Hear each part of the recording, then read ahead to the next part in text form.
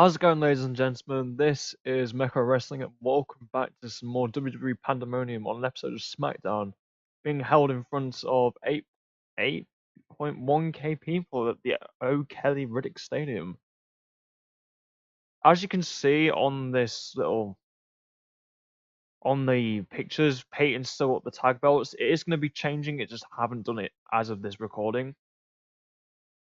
Also, main event is Velocity, so instead of main event, I'm going to be doing Velocity as a B show, doing it on a Thursday every week. I'm probably not gonna put it on YouTube, but I will recap it on the Raws that go by. But for the first pre-show match, Carmella beat Peyton Royce in 9 minutes via submission with a code of silence. Carmella got 34, Peyton got 32, and the Women's Team Improvements got a 30-40 plus. And this next pre-show match is actually quite important because it will be determining the #1 contendership for the tag championships at Backlash. With a pre-show bout that had subpar wrestling little heat, Black and Ricochet defeated the Colons and the New Day. When Ricochet defeated Primo via Benadryla. Okay. Got some people with chemistry. Alistair got a 34. Ricochet got 41. The Colognes got 40, not 43. 33. Big E got 54, and Xavier Woods got a 50. And the Women's Team Improvements, but he got 46D. Your #1 contenders for the tag belts are Black and Ricochet going against the Bar at Backlash. I don't know if this will be on the pre-show, but it's good to see that people are getting chances. Got Epico's declining. I swear Epico's like 34 or something like that. Again, people can lost inconsistency. I'm not a huge fan of that, but let's get on to the main show with WWE SmackDown. For the first segment, you've got Triple H just booking the tag team match. We'll see Kevin Owens and Kofi go against Andrade and Drew McIntyre in the main event of the show. Wherein Triple H can improvise, but he's not suited to his gimmick, got the crowd hotter, and Decimation in the New Day Stone has advanced for this segment. No improvements, again a 66C plus, not too shabby. Let's go forward with this. No pre-booking, obviously, but yeah. In a first match of the evening, in a bout that had decent wrestling but not much heat, but Asuka drew with Sasha Banks when they were simultaneously knocked out. When we saw Sonya attack Sasha and Charlotte attack Asuka. When Asuka got 54, Sasha got 47. So even though Sasha's popularity has been going down, it's not been too bad. Like, I think Sasha's stuff actually went up in this last show, not before this show actually, because there was a message last week where Sasha went from like normal to ripped, so it boosted her star quality up by like 5 or 6. It's like 92 and a 6 feels like 93 now, so that might be part of the reason why her in-ring performance is a bit better.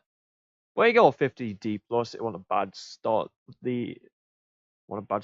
Sasha's getting penalised for holding back and poor momentum. We weren't seeing declining stuff, so it's quite good at the end of the day. Wherein, in response to this, Shane just came out and booked a tag team match. We'll see Sasha and Asuka against Sonya and Charlotte Flair.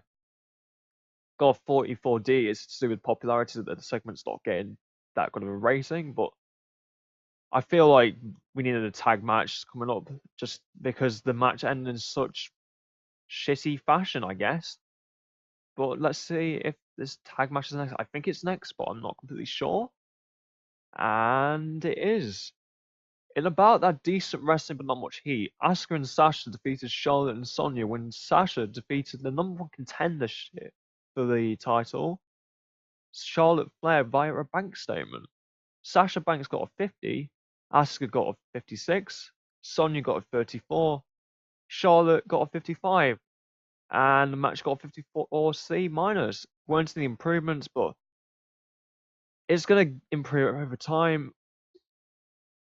Sonya's getting penalised for inconsistency, and some people are getting penalised for poor momentum, but it's kind of good to see that Sasha can beat the number one contender for the belt. So, yeah. Well, we're in backstage, just Finn Balor and Andrade just have he's a confrontation, but don't actually have a scrap with one another. When a Demon Hunt someone has advanced for the segment, lost heat. Moving on to this next segment, is basically saying that Andrade and Finn are still heated from last week, and they are obviously going to scrap at the end of the day. In a decent match, Rey Mysterio defeated Cassius Ohno in 13 minutes 40 via dropping the dime. Rey got a 68. Ohno got a 42. And even then, the match got 50, not 56, 62C. So that's really good. When Rey's improving performance, Cassius is improving in technical. I just thought, like, I've been bringing up all these women from NXT, so I thought, why not give one of the people from NXT who's a male a chance to fight one of the biggest stars on the roster, being Rey Mysterio? And he actually did reasonably well. I could actually bring him up to the main roster if I really wanted to, honestly. So not too bad. Ono and Mysterio are getting penalised for inconsistency, and Mysterio's got poor momentum. But hopefully with this, it might boost his momentum a little bit. But you don't know. Rey's just celebrating in the ring, but The Miz just came and attacked him after the match against Ono. Wherein he got a 62C. Wherein the Destroyer Rey Mysterio has advanced with this segment, so it is clear that Miz and Rey are probably going to have a match at the pay-per-view at this rate. But yeah, the people having good morale and good gimmicks is very useful at this point. Just getting penalised for low experience for announcing, but that's going to get better over time, so not too bad at all. 62C. I don't know what this show's going to get, but I think it's been good so far. And that was, I don't know if this was a bad placement, but there was like a music video just to promote Aleister Black, basically showing that he's quite good based off the pre-show stuff that we booked, and yeah, that got a 27. It's not much I can really say about that, other than it's a hype video. In a decent match, Finn Balor defeated Rusev in 12 minutes 52 via a coup de grace. Rusev was off his game. Lana did good at ringside. When Finn got a 60, Rusev got a 52, and he got a 62C overall. Won't see any improvements, but I think if Rusev wasn't off his game, that he probably would have got the same rank as Finn. So it is kind of good to know that if the belt stays on Finn at Backlash, Rusev could be on the way to fight him. But you don't know. Rusev's getting penalised for inconsistency and stamina, and Balor's getting penalised for momentum. But yeah, Balor's finally winning them once again. But the celebrations don't last too long because Randy Orton just floored Finn with an RKO and just standing above him with the Intercontinental Championship, being like, "Yeah, I'm winning this next week, and there's nothing you can do about it." Getting a 64C, and I think this is like a hype thing going into the main event next. I'm not completely sure. Yeah, Kofi's just walking backstage on his way to the ring for the main event match between him and Owens and Drew and Andrade. Again, 62C overall. And for the main event, in a decent match, Kofi and Kevin defeated Drew and Andrade in 13 minutes 33 when Kevin defeated Drew McIntyre via pinfall with pop-up powerbomb. Owens and Kofi don't work well as a team. That I'm not going to be teaming up too often, so that's not going to be that much of an issue. Kevin got a 61. Kofi got a 63. Andrade got a 60. Ooh.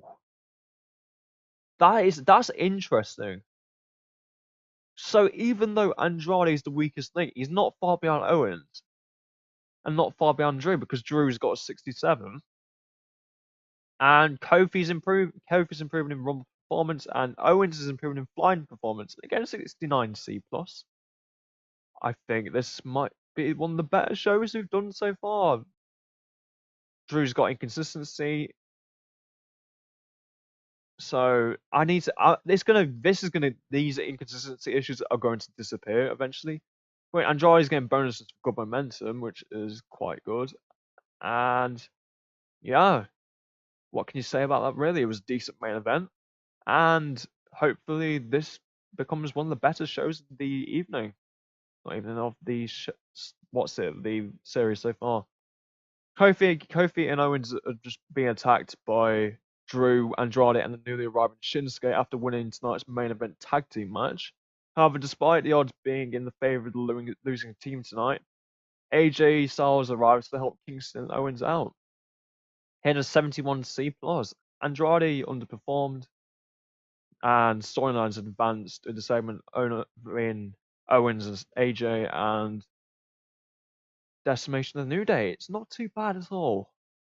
I think this is going to be one of the better shows we've had so far, but I don't know. Maybe it'll get 73, maybe. But yeah, let's see how this goes. I think that was the. I think this kind of screwed it up.